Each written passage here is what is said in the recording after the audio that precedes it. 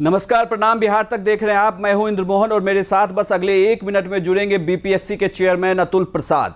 सवाल आज उनसे वही कि बीपीएससी के एग्जाम में जो बदलाव किए गए हैं, ये बदलाव क्यों किए? क्योंकि पिछली बार जब बीपीएससी का पेपर लीक हुआ था उसके बाद ये सवाल उठने लगा था बिहार बीपीएससी को लेकर कि इस तरीके से आखिर बिहार में जो पूरा एग्जाम का सिस्टम है इस पर कलंक कब तक लगता रहेगा और इसे निजात कैसे पाएंगे। हालांकि महत्वपूर्ण बदलाव अब कर दिए गए हैं और जब अगले महीने ये परीक्षा होगी तो उसमें ये बदलाव देखने को मिलेगा। हमारे साथ लाइव जुड़ गए हैं BPSC chairman exclusive Atul Prasad. Sir, सबसे पहले तो बिहार तक पर आपका स्वागत है। धन्यवाद सर। जो सबसे ज़्यादा छात्रों ने सवाल किया, क्योंकि जैसे ही हमने कहा कि हमारे साथ लाइव आने वाले हैं सर, तो उनका पहला सवाल ये था कि क्या ये इस बदलाव को करने में काफ़ी देर कर दिया गया या ये मान के चलें कि चलिए एक शुरुआत तो हुई है।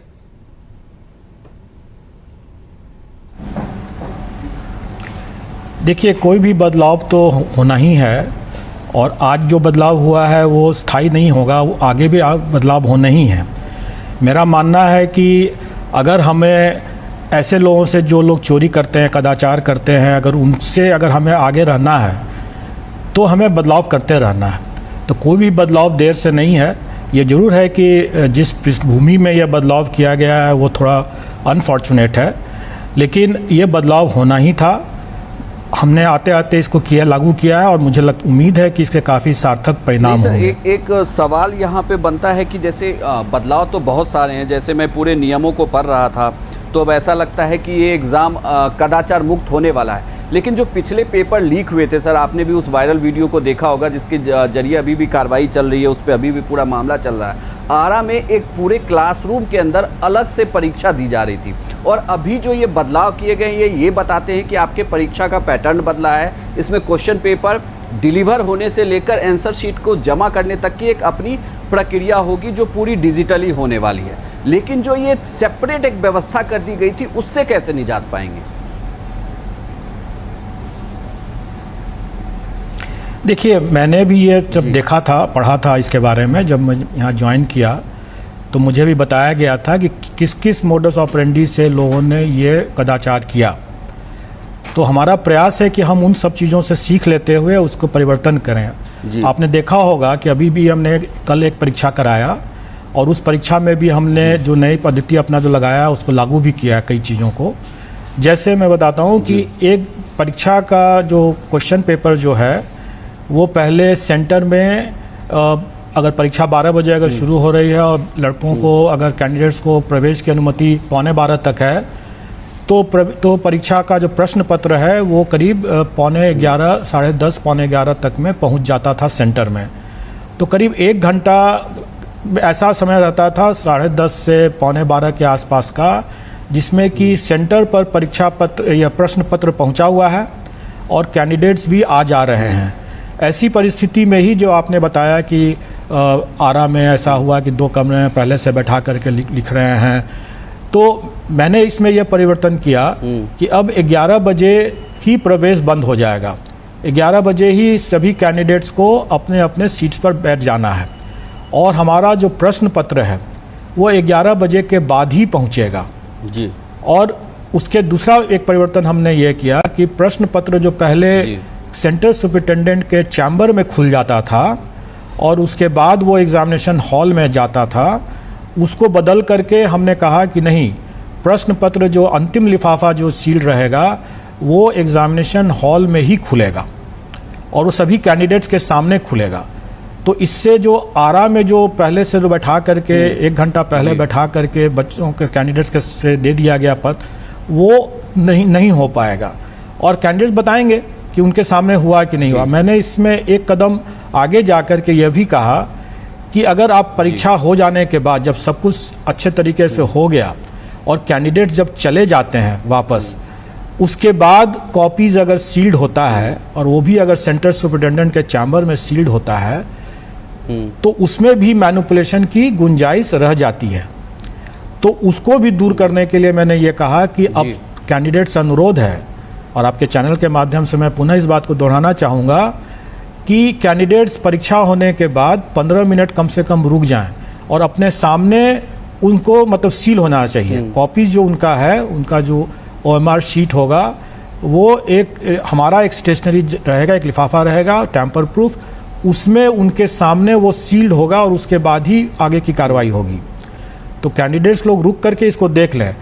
हमने ये प्रयास किया कि जहाँ जहाँ मुझे लगा कि इसमें लूप होल है, लीकेज की संभावनाएं हैं, हो रहा है चाहे नहीं हो रहा अलग बात है, लेकिन कहाँ कहाँ संभावित हो सकता है उसको समझ करके वहाँ हमने उसको दूर करने का प्रयास किया है। और कई बातों को मैंने पिछले अपने प्रेस ब्रीफिंग के माध्यम से भी और अपने आदेशों के माध्यम से भी पूरे आयोग का अनुमोदन ले करके हमने जो चीज़ें बदलाव हमने किया है वो बदलाव हमने कैंडिडेट्स को और पब्लिक को, लोगों को बताया है। लेकिन कई ऐसे बदलाव भी मैंने किया है, ऐसा नहीं है कि जितना बदलाव मैंने बताया है सिर्फ उतना ही बदलाव किया है। कई ऐसे कार्य होते हैं जो गोपनीय तरीके से लोगों के सामने नहीं होते हैं, जैसे स्ट्रांग रूम की एक्टिविटीज़ है, इवैल्यूएशन का जो है मूल्यांकन का तरीका है, कोडिंग का सिस्टम है, वगैरह वगैरह। ये सारे चीज़ जो है वो गोपनीय होते हैं।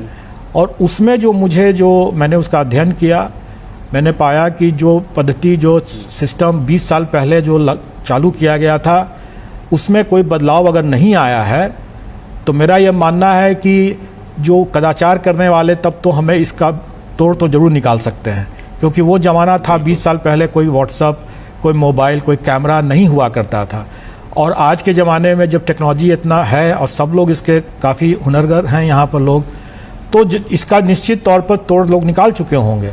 इसलिए मैंने उसको बारीकी से समझा और वैसे भी परिवर्तन मैंने किया है जो मैं पब्लिक डोमेन में तो नहीं दे सकता हूँ, लेकिन मैं ये लोगों को ज़रूर आश्वस्त करना चाहूँगा कि ये जो सिस्टम जो बन करके अगर पूरे तौर से जब लागू हो जाएगा तो इसमें फिर से लीक करने का, इसमें कदाचार करने की गुंजाइश काफ़ी कम हो जाएगी और ये थोड़ा भ्रष्टाचार मुक्त परीक्षा हो पाएगा और इसका परीक्षा का जो फल भी जो निकलेगा, रिजल्ट जो आएगा वो भी काफ़ी फेयर होगा।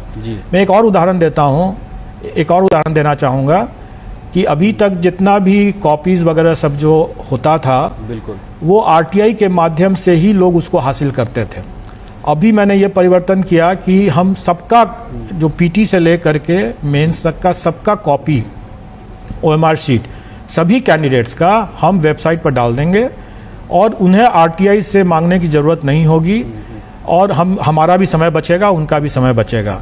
और इससे एक दूसरा लाभ यह भी है, अगर इवैल्यूएटर को मालूम है कि उनके द्वारा मूल्यांकित कॉपी पब्लिक डोमेन में है और पब्लिक उसको देख सकती है, अपना कैंडिडेट देख सकता है, तो मुझे उम्मीद है कि उनमें भी थोड़ा सा डिसिप्लिन भी आएगा, उनमें भी थोड़ा भ्रष्टाचार में कमी आएगा। और जो कोडिंग सिस्टम में मैंने जो परिवर्तन किया है वो जब लागू हो जाएगा तो मैं समझता हूँ कि ज़्यादा ये फुल प्रूफ हो सकेगा। लेकिन मैं एक और बात बताना चाहूँगा कि अगर हम ये मानते हैं कि कोई भी सिस्टम हमने बना लिया और उसका कोई तोड़ नहीं निकालेगा तो शायद हम गलत हैं, क्योंकि मैं समझता हूँ कि जैसे चुनाव में निर्वाचन की प्रक्रिया में हर बार कुछ न कुछ परिवर्तन कर दिया जाता है और उसका उद्देश्य ये होता है कि हमें वैसे लोगों से 2 कदम आगे रहना है। इसलिए मैं भी मानता हूँ कि जो परिवर्तन हम आज करेंगे वो 2-3 साल के बाद वो भी पुराने हो जाएंगे और फिर से नए सिरे से कुछ न परिवर्तन करने की ज़रूरत पड़ेगी। तो मैंने उसकी एक शुरुआत रखा है, उसका एक नींव रखा है और मैं ऐसे दिशा देना चाहूँगा कि ये परिवर्तन हर बार कुछ न कुछ नया परिवर्तन ज़रूर हो ताकि लोग हम उनसे बच सकें, वैसे लोगों से जो इस सिस्टम को समझ करके उसके लूप होल का नाजायज फायदा उठाते हैं। और मुझे लगता है कि आप बिहार तक पर ये जरूर दावा कर रहे हैं कि 99% तो मान के चलें कि अगली जो परीक्षा होगी वो कदाचार मुक्त होगी। एक सवाल इससे ये बनता है सर, ये जितने भी बदलाव किए गए जो आपने एग्जाम्पल दिया, हम मानते हैं कि हाँ इससे पेपर ठीक हो जाएगा, बिहार में आगे ऐसी खबर नहीं आएगी, लेकिन बिहार में BPSC के अंदर जो सिस्टम में रह के कुछ लोग मौजूद थे जिनकी मौजूदगी देखने को मिली, जो अभी तक जांच का विषय है, आखिर उसमें कैसे सुधार किया जाएगा? ये तो हमने पूरे सिस्टम को चेंज किया कि प्रश्न पत्र कैसे आएगा, कैसे पहुंचेगा, लेकिन सिस्टम के अंदर की कमियों को ये पूरा मतलब बीपीएससी कैसे इसमें बदलाव करेगा सर? क्योंकि इसे लेकर लगातार छात्र सवाल उठाते रहे, कई अधिकारियों के उसमें नाम आ गए, कई पुलिस वालों के नाम आए, बल्कि परीक्षा लेने वाले सेंटर पे सवाल उठा, उसके जो हेड एग्जामिनर बनाए गए उन पे सवाल उठाया गया। तो इसके लिए क्या प्रावधान कर रही है बीपीएससी? देखिए, मैंने जैसा बताया कि कुछ ऐसी बातें हैं जो कि गोपनीय तरीके से कार्य किए जाते हैं, उनमें जो मैंने बदलाव किया है उसका खुलासा मैं नहीं कर सकता हूं। लेकिन मेरा ये कहना है, मैं फिर से उस बात को दोहराऊंगा कि जो चीज़ अगर सामने से दरवाज़ा अगर बंद है और पीछे से अगर खिड़की खुली है तो चोरी तो होगा ही। तो कुछ हद तक स्थिति ऐसी थी जहाँ मुझे जो अपने सिस्टम के अंदर में जहाँ मुझे लीकेज लगा या जहाँ पर मुझे लगा कि इसमें कुछ सुधार की आवश्यकता है, क्योंकि संभावना है अगर हम ऐसा मौका देंगे, जैसे खिड़की अगर पीछे से खुला रहेगा तो चोरी तो होगा ही। तो मैंने वैसे सिस्टम में जो आमूल परिवर्तन किया और उसको चिन्हित भी किया। और मैंने एक एग्जाम्पल भी दिया कि कोडिंग का जो सिस्टम है वो 20 साल पुराना सिस्टम जो था, उसको हम आज भी अगर उसको आंख बंद करके उसको फॉलो करते रहेंगे तो फिर हम गलती करेंगे, क्योंकि तभी वो चोरी कर सकता है। तो हमने उसमें भी परिवर्तन कर दिया है। तो अब उसमें जो ह्यूमन इंटरफेरेंस की जो बातें हैं, जो हमारे मानव बल में अगर कोई कमी है, कोई भ्रष्ट हैं, तो वो उस एलिमेंट को हम कम कर रहे हैं। जैसे एक छोटा सा मैं एक और उदाहरण दे देता हूँ कि अगर हमारे स्ट्रांग रूम में कोई भी सामान अगर जाता है तो स्ट्रांग रूम तो बेशक वो हमारे कैमरा की नज़र में रहता है और वो लॉक भी रहता है, लेकिन मेरे स्ट्रांग रूम में एक ही परीक्षा का तो सामान नहीं है, उसमें एक से अधिक परीक्षा का उसमें सामान है। और अगर उसमें किसी दूसरे परीक्षा के नाम से कोई अगर एंटर करता है और किसी और परीक्षा का अगर सामग्री उसमें रखा हुआ है, उसको चुपके से निकाल करके ले आता है या वहीं पर अंदर में ही उसमें कुछ परिवर्तन कर देता है, मैनिपुलेट कर देता है, तो किसी को पता नहीं चलेगा। तो यह हमारे एक सिस्टम की कमजोरी थी।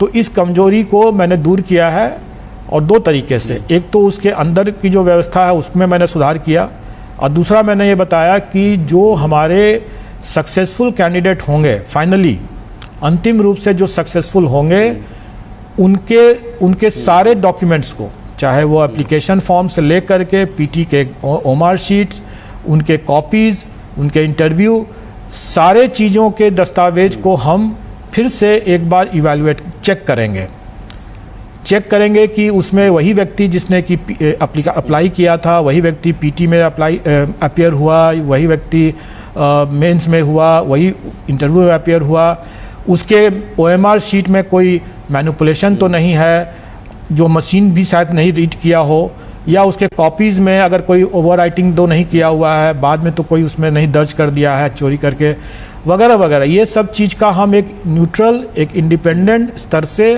परीक्षा घोषित करने के पहले, जैसे अगर हमारे 800 कैंडिडेट्स को हम सक्सेसफुल करना है तो उन 800 का मैं सघन चेकिंग करूंगा फिर से, और वो एक इंडिपेंडेंट टीम से कराऊंगा, और उसके बाद ही हम उसका परीक्षा फल को घोषित करेंगे।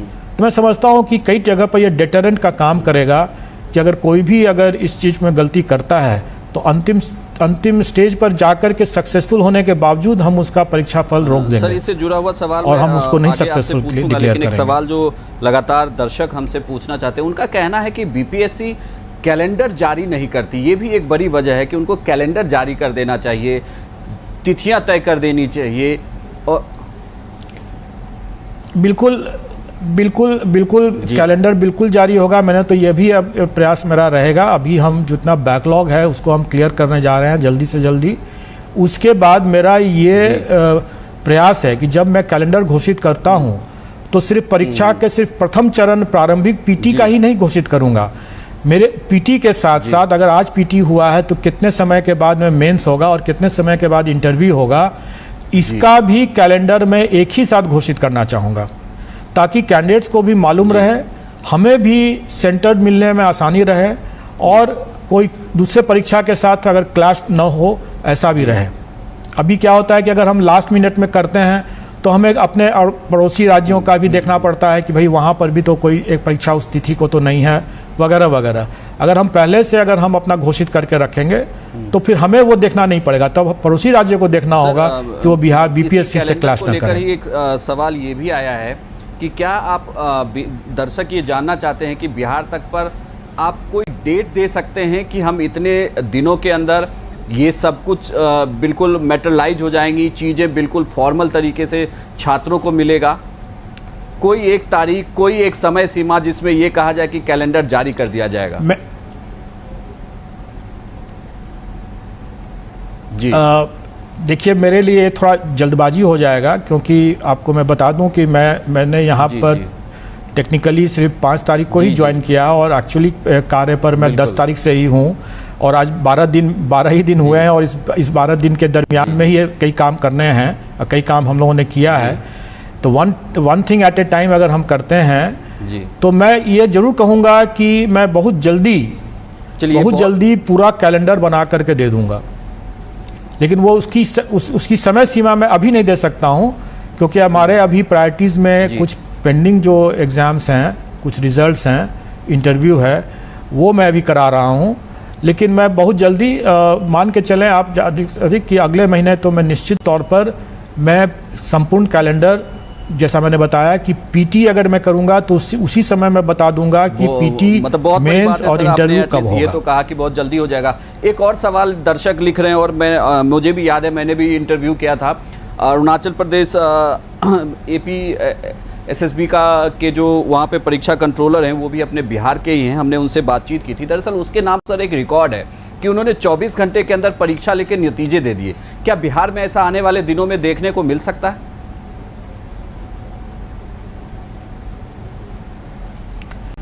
देखिए, इसका तो दावा मैं नहीं कर सकता हूं, क्योंकि हमारे यहाँ संख्या काफ़ी ज़्यादा है और कोई भी व्यवस्था में इतना बड़ा परिवर्तन करना शायद संभव नहीं हो।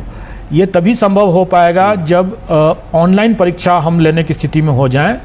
लेकिन जैसा मैंने अभी पता भी किया और हमने यूपीएससी में भी मैं जा कर के लोगों से बात किया, वहाँ के सिस्टम को भी समझा, तो मुझे लगा कि अभी ऑनलाइन सिस्टम में कठिनाई है, कुछ इंफ्रास्ट्रक्चर की भी कठिनाई है, कुछ सॉफ्टवेयर की भी कठिनाई है, ग्लिचेज आ सकते हैं, और उसके सिस्टम को अभी बीट करने का भी एक तरह से है कि वो ब्लैक बॉक्स की तरह एक रहेगा, जो हमें पता नहीं चलेगा कि उसके अंदर कैसे उसने बीट किया है। जी। तो अभी हम उस दिशा में नहीं जा रहे हैं, लेकिन प्रयास जरूर रहेगा, एक समय जरूर आएगा, जैसा मैंने बताया कि परिवर्तन तो करना ही है और हम करेंगे भी, लेकिन नेक्स्ट डे करना सर, तो क्या अभी मुझे लगता है कि फ्यूचरिस्टिक होगा। संख्या बहुत ज़्यादा, इस वजह से भी इस तरीके की दिक्कतें आ रही हैं, या यूँ कहें कि जैसा कि अभी आपने कहा कि ये ऑनलाइन एग्ज़ाम हो और इतने सारे छात्रों की संख्या है जो लगातार इन कॉम्पिटिटिव एग्ज़ाम को देते हैं, तो ये भी एक समस्या है बिहार के लिए? जी देखिए, सब समस्या एक दूसरे से जुड़ा हुआ है। कुछ हमारे जनसंख्या के कारण से है, यहाँ ज़्यादा जनसंख्या में छात्र हैं, यहाँ पर ज़्यादा दावेदार हैं। कुछ हमारे सरकारी नौकरी का भी लोगों को ज़्यादा अच्छा लगता है, आकर्षण है, और दूसरा विकल्प की कमी भी है, यह भी एक कारण होता है। तो कई ऐसे कारण होते हैं। राज्य की अपनी संस्कृति भी होती है, राज्य में अपनी समस्याएं होती हैं, अपने आधारभूत संरचनाएं होती हैं, सब अलग अलग उनका होता है।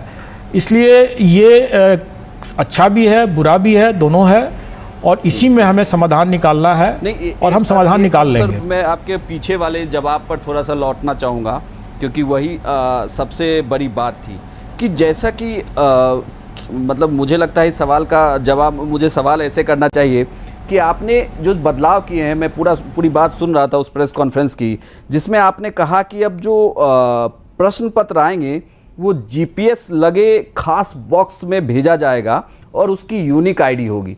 तो इतने बड़े बदलाव की ज़रूरत क्यों पड़ी? क्या अभी हम मानते हैं कि जो ह्यूमन एरर है उसके चांसेस बिहार में बहुत ज़्यादा हैं?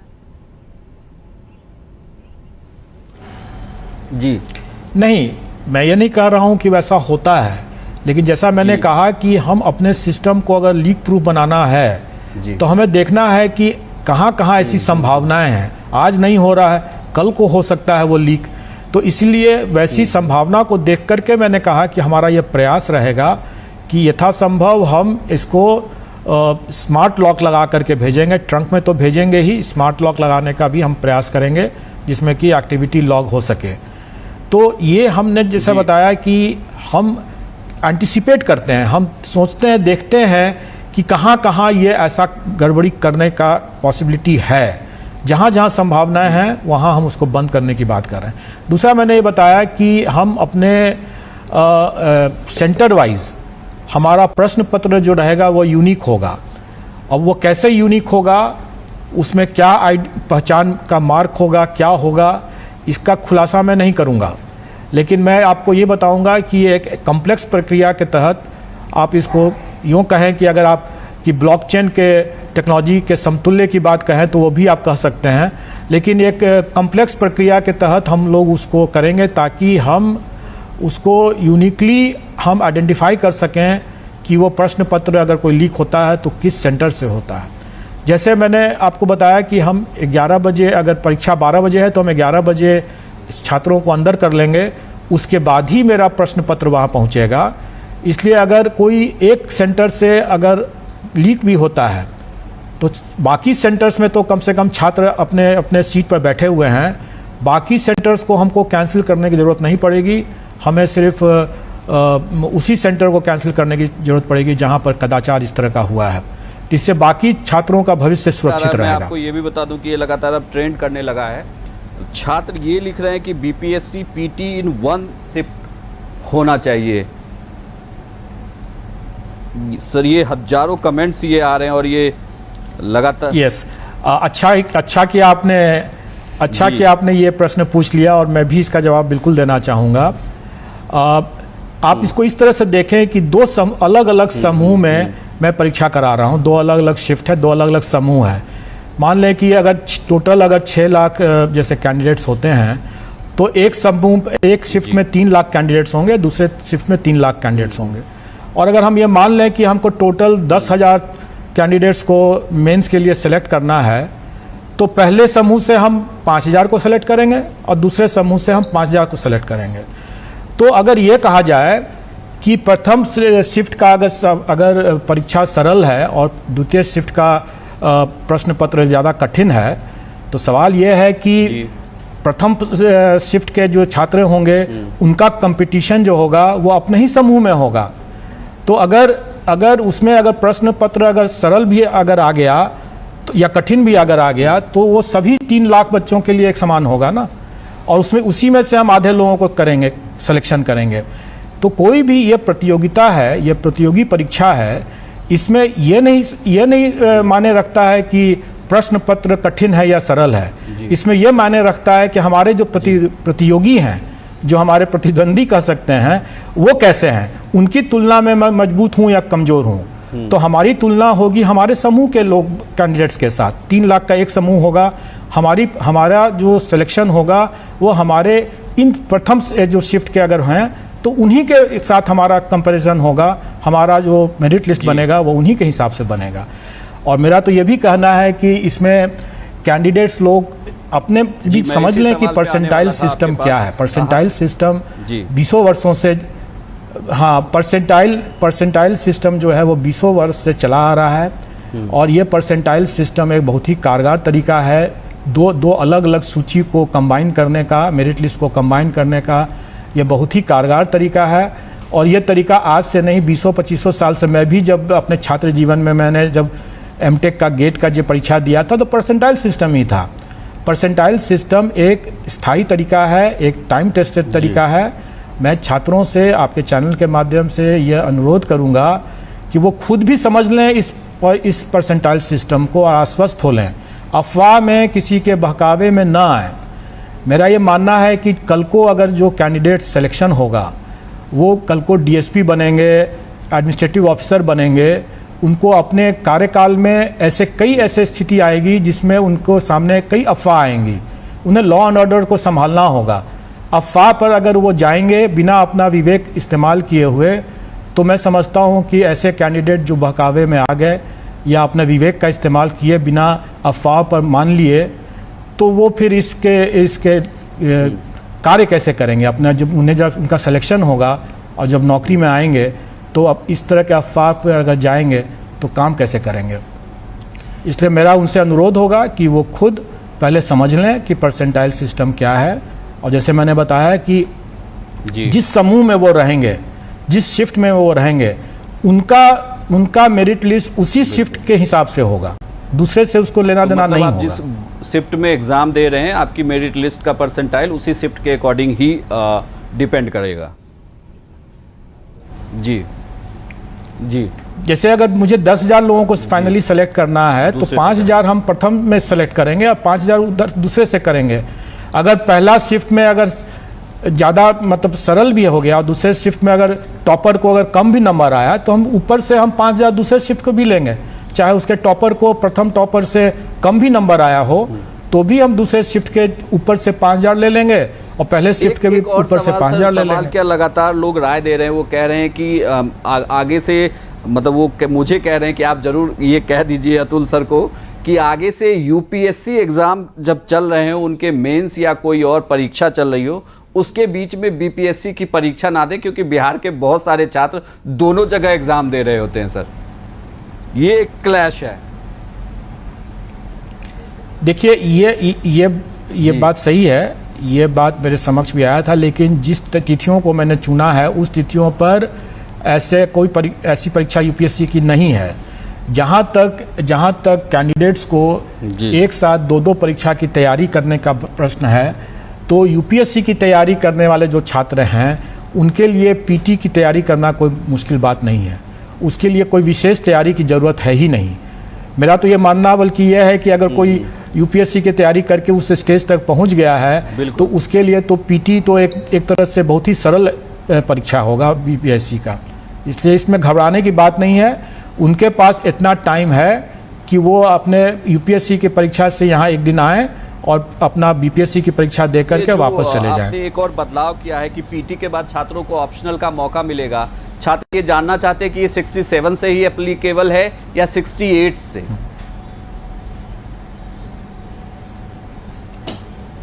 ये 67 से ही एप्लीकेबल है जी। ये आपके कैंडिडेट से ही में से कुछ लोग आए थे मेरे पास, उन लोगों ने बात कहा था, मुझे लगा कि ये बहुत जेन्युइन बात है, क्योंकि अगर हम दोनों पीटी के बाद अगर मेंस में, और जिस समय पीटी का इन लोगों ने एप्लीकेशन दिया था उसके बाद पीटी अभी तक नहीं हुआ है, इस बीच में अगर छात्रों को लगता है कि मुझे अपना ऑप्शनल सब्जेक्ट बदल देना चाहिए तो उनको बेशक उनको मौका मिलना चाहिए। अभी भी छात्रों की बनी हुई है और लगातार फेसबुक और उस पर, हालांकि आपने इसका जवाब दिया, इनका सवाल अभी भी वही है कि जो 2 शिफ्ट की बात कही जा रही है, इसके कट ऑफ को कैसे तय किया जाएगा और इसमें परसेंटाइल के लिए बेसिकली, हालांकि आप जवाब दे चुके, मुझे लगता है कि दर्शकों को फिर से उसे सुन लेना चाहिए, लेकिन उनका कहना है कि ये अभी भी क्लियर नहीं है कि आखिर इसका सर क्या कोई उदाहरण देके बता सकते हैं कि ये कैसे होगा?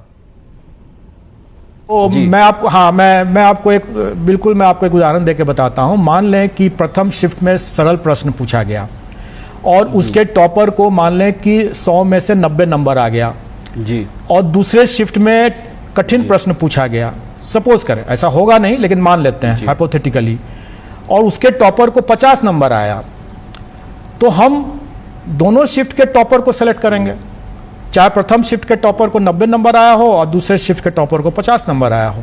और उसी तरीके से हम प्रथम शिफ्ट के ऊपर से हम 5,000 कैंडिडेट को सेलेक्ट कर लेंगे और दूसरी तरीके से दूसरे शिफ्ट के ऊपर से 5,000 कैंडिडेट को सेलेक्ट कर लेंगे। और चूंकि ये आप देखें कि स्टैटिस्टिकली 3 लाख कैंडिडेट्स हैं, तो ये नहीं कहा जा सकता है कि जो हमारा प्रथम शिफ्ट के बच्चे सब तेज हैं और दूसरे शिफ्ट के बच्चे सब बेवकूफ़, ऐसा नहीं कहा जा सकता है। वो सभी में स्टैटिस्टिकली 3-3 लाख अगर दोनों में अगर हैं तो एक फेयर का अमाउंट ऑफ कहा जा सकता है कि दोनों समूह जो है वो बराबर टैलेंटेड है। और इसीलिए अगर प्रश्न पत्र अगर थोड़ा बहुत अगर कठिन और सरल हो भी गया तो भी उनकी जो प्रतिस्पर्धा होगी, उनकी जो मेरिट लिस्ट बनेगा वो अपने ही समूह के लोगों के बीच में बनेगा। इसलिए ये आशंका अपने मन से बिल्कुल निकाल लें कि उनको कोई कठिनाई होगी बल्कि ये एक तरह से आप देखें कि अच्छे छात्र जो होंगे उनके लिए एक अच्छी बात होगी, क्योंकि जो कदाचार करके जो गलत छात्र आ जाते थे वो बचेगा। अगर आप देखें कि पीटी की परीक्षा इतनी ज़्यादा संवेदनशील है, क्योंकि इसमें 6 लाख में से अगर हमको 10,000 को ही चुनना है, तो इसमें अगर एक नंबर इज़ वेरी इंपॉर्टेंट। और वैसी स्थिति में अगर कोई कदाचार करके आ जाता है तो एक अच्छे जेन्युइन कैंडिडेट का हक मारा जाता है। तो मेरा मानना है कि ये एक सही दिशा में लिया गया कदम है, और इसको कैंडिडेट भी बखूबी समझ लें कि ये उनके हित में है। जो कैंडिडेट अच्छा करते हैं वो कभी भी इसका इनकार नहीं करेंगे। इस चीज से को लेकर भी पूछा जा रहा है, इसमें बेसिकली आर्ट्स और मैथ के बच्चों के बीच में एक सवाल है। वो कह रहे हैं कि स्केलिंग को लेकर अलग अलग मापदंड क्यों हैं, कि मैथ वालों जी देखिए स्केलिंग के लिए भी मैं बता दूं, स्केलिंग के लिए भी निर्णय लिया गया है, लेकिन स्केलिंग के सिस्टम को तभी हम लागू कर सकते हैं जबकि दोनों सभी सब्जेक्ट्स में जिनका हम आपस में स्केलिंग करके कंपेयर करेंगे उसमें कम से कम 1000 बच्चे हों, कैंडिडेट्स हों। क्योंकि अगर मान लें, आपको उसमें भी मैं उदाहरण देता हूं कि मान लें कि कोई ऐसा विषय है जिसमें कि सिर्फ 5 ही कैंडिडेट हैं। अब वो 5 कैंडिडेट में हो सकता है कि सबके सब बहुत अच्छे कैंडिडेट हों, और यह भी हो सकता है कि सबके सब बहुत खराब कैंडिडेट हों। तो उसको हम कैसे उसको मान लें कि वो बाकी जो दूसरे विषय के पॉलिटिकल साइंस या कोई और जिसमें कि ज़्यादा संख्या में बच्चे हैं, कैंडिडेट्स हैं, उनके साथ हम इस 5 ही कैंडिडेट वाले विषय के साथ कैसे नहीं कंपेयर कर सकते हैं। क्योंकि हो सकता है कि ये 5 कैंडिडेट्स या तो बहुत ही अच्छे हैं या बहुत ही खराब हों, तो हम उनको कैसे टॉपर से कंपेयर कर देंगे। इसलिए ये स्टैटिस्टिकली पॉसिबल नहीं है। ये तभी पॉसिबल होगा स्केलिंग करना, 2 सब्जेक्ट्स का आपस में मिलान करना, जबकि संख्या ज़्यादा हो। और इसीलिए मैंने जो बताया कि जो पीटी एग्ज़ाम में चूंकि संख्या बहुत ज़्यादा है, इसलिए ये स्टैटिस्टिकली इसको हम लोग कर सकते हैं जी। लेकिन अगर जहाँ संख्या बहुत कम है, 1000 से कम है, वहाँ हम स्टैटिस्टिकली स्केलिंग करना एक और गलत हो सवाल आ रहा है। सवाल ये पूछा जा रहा है कि क्या जो पुरानी रिक्तियां हैं जो काफ़ी रह गई हैं खाली, जो कई सालों से नहीं आई है, अब सबको ये उम्मीद जगने लगी है कि बीपीएससी में जब बदलाव होगा तो नौकरियों की भी बहार आने वाली है, और आपकी तरफ सारे छात्र बड़ी उम्मीदों वाली नज़र से सर देख रहे हैं। सब ये जानना चाहते हैं कि कब तक पुरानी जितनी भी वैकेंसीज़ हैं वो फिल कर लिए जाएंगे, क्योंकि और दूसरा सर एक इसी सवाल पे आगे भी आप जवाब दे दीजिएगा। और इनका छात्रों का कहना है कि देखिए वहाँ एग्ज़ाम तो हो जाता है, लेकिन उसके बाद फिर कोर्ट जाना होता है, फिर बहुत सारे मामले इतने पेचीदगी भरे होते हैं कि नौकरी मिलते मिलते आपको 3 से 5 साल और इवन 6 साल तक लग सकता है।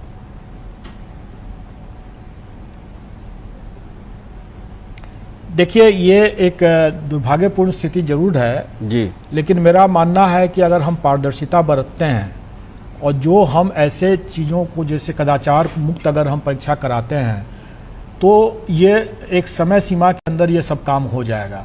वैसे भी मैं सब लोगों को ये बताना चाहूँगा कि बीपीएससी जो है एक संवैधानिक संस्था है, और इसका काम जो है सरकार को अपनी अनुशंसा देना, नौकरी लगाना या कितनी संख्या में नौकरी लगाना, ये कार्य सरकार का है, और हम उसके कार्य में न हम उनके कार्य में हस्तक्षेप कर सकते हैं, न वो हमारे प्रक्रिया में हस्तक्षेप कर सकते हैं।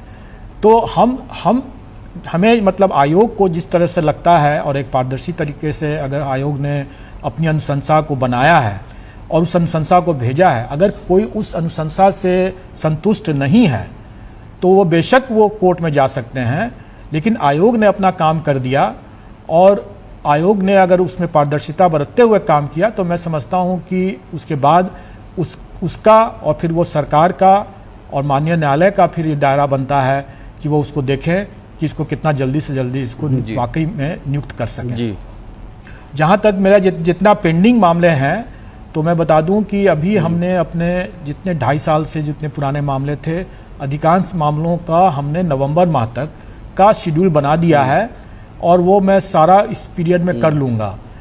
उसमें कुछ अभी और रह गए हैं, उसका भी मैं 1-2 दिन में उसका भी मैं शेड्यूल बना दूंगा, और जितने बैकलॉग हैं उसको मैं पहले मेरा कोशिश रहेगा कि दिसंबर माह तक में पहुंचते हुए हम सारे बैकलॉग को सर क्लियर कर एक दें। और सवाल है, सवाल क्या छात्र दरअसल आप जुड़े हुए हैं, मैं मतलब मैसेज पढ़ नहीं सकता सर, हजारों मैसेज लगातार आ रहे हैं, वो लगातार आपसे जानना चाहते हैं। मुझे लगता है कि ये शायद पहली बार ऐसा हुआ होगा कि किसी प्लेटफॉर्म पर बीपीएससी चेयरमैन अपनी बातें रख रहे हैं, वो भी इतने स्पष्ट तरीके से और सारे सवालों का बहुत ईमानदारी से जवाब दे रहे हैं। एक और सजेशन सर छात्र दे रहे हैं कि इन पीटी के एग्ज़ाम में होम टाउन क्यों नहीं दिया जाता, आप होम टाउन में ही एग्ज़ाम क्यों नहीं लेते, आप इसी को मैंडेटरी कर दें। ये कई छात्रों ने लिखा है सर।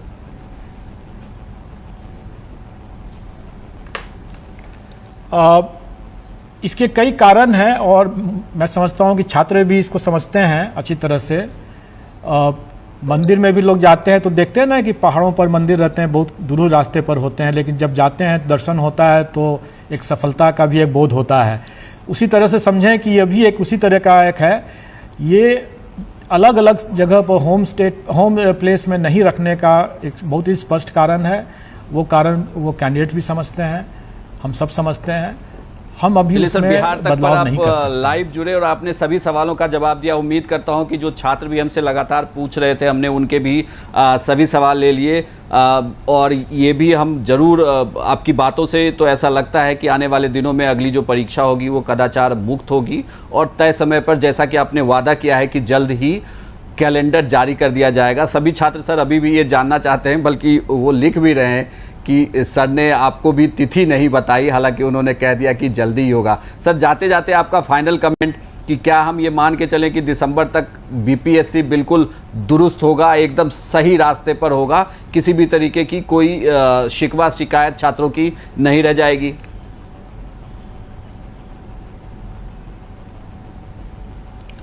देखिए, शिकवा शिकायत तो हमेशा रहेगा और होना भी चाहिए, तभी तो हम सुधरेंगे और हम सुधार ला सकेंगे। अगर कोई शिकायत रहेगा तभी। और मेरा ये भी मानना है कि अगर हमने जो रिफॉर्म्स किया है, जो अभी इसमें प्रयास कर रहे हैं, अगर मुझे कोई शिकायत न आती तो मैं भी आशंकित हो जाता। मुझे लगता है कि जो कदाचार करने वाले हैं वो संतुष्ट है मेरे रिफॉर्म से, तो मतलब है कि कदाचार होता ही रहेगा। इसलिए ये शिकायत तो आना एक अच्छी बात है, उसमें कोई हर्ज नहीं है और मैं उसके लिए ओपन भी हूँ और उनकी शिकायतों को सुनकर के उसका समाधान करने के लिए हमेशा तैयार रहूँगा। जहाँ तक सेशन को दुरुस्त करने की बात है, मैंने बताया कि जितने बैकलॉग हैं मैं कोशिश करूँगा कि दिसंबर माह तक मैं समाप्त कर दूँ और कैलेंडर जो है, जो आगामी परीक्षाओं का कैलेंडर जो है, वो हम सितंबर के अंत तक में डेफिनेटली। सर आप बिहार तक पर हमसे जुड़े, आपने सारी बातें की, आपका बहुत बहुत धन्यवाद। उम्मीद करते हैं कि आगे भी आप बिहार तक पर जरूर जुड़ते रहेंगे और किसी भी तरीके का बदलाव है तो उसे छात्रों के सामने आकर जरूर आसान शब्दों में हल करेंगे। बहुत बहुत धन्यवाद सर बिहार तक पर आपका जुड़ने के लिए। ये थे हमारे साथ बीपीएससी चेयरमैन अतुल प्रसाद, जिन्होंने सारे सवालों का जवाब दिया। इवन आपने भी जो भी सवाल किया, कमेंट बॉक्स में हमने कोशिश की कि आपके भी तमाम सवाल उनसे पूछे जाएं।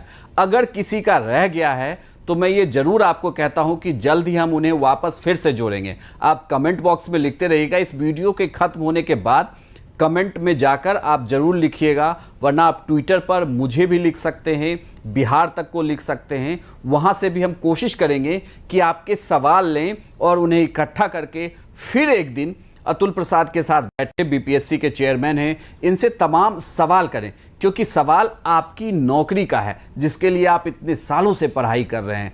बात बिहार की है और जो दाग बीपीएससी पर पिछली साल लगा था, उम्मीद है कि अतुल प्रसाद के आने के बाद ये दाग अब धुल जाएंगे। हालांकि उन्होंने जो तैयारी की है, बहुत सारी बातें उन्होंने ये कही कि हम बता तो नहीं सकते, लेकिन इस बार कोशिश पूरी है कि 99.99% तक जो एग्ज़ाम होंगे बिल्कुल फेयर होंगे, बल्कि मार्कशीट की भी अब पब्लिश कर दी जाएगी। वो पब्लिक डोमेन में होगा, जिसे आप देख सकते हैं, जिसे आप जांच कर सकते हैं, यानी कि बिल्कुल पारदर्शिता अपनाई जाएगी। दूसरा जो बड़ा सवाल ये था कि बीपीएससी का कैलेंडर कब जारी होगा, इसको लेकर उन्होंने बिहार तक पर यह वादा किया है कि बहुत जल्द, हालांकि उन्होंने एक तिथि नहीं बताई, लेकिन ये कहा है कि बहुत जल्द इसका कैलेंडर जारी कर दिया गया। तीसरी बड़ी बात ये थी कि क्या ये जो बैकलॉग के एग्जाम हैं कब तक क्लियर कर लिए जाएंगे, तो उन्होंने कहा कि जो पिछले 2-2.5 साल के बैकलॉग हैं उन्हें हम नवंबर से दिसंबर तक बिल्कुल क्लियर कर देंगे। यानी कि आने वाले दिनों में, आने वाले 6 महीने में नौकरी की बहार आने वाली है। तो अगर आप तैयारी कर रहे हैं तो तैयारी करते रहिए, पढ़ते रहिए। आप तमाम छात्रों के लिए ऑल द बेस्ट। बिहार तक की तरफ से आगे भी है, हम कोशिश करेंगे कि जानकारी वाली वीडियो आपके लिए लेकर जरूर आएँ। बिहार तक देखने के लिए आपका बहुत बहुत धन्यवाद।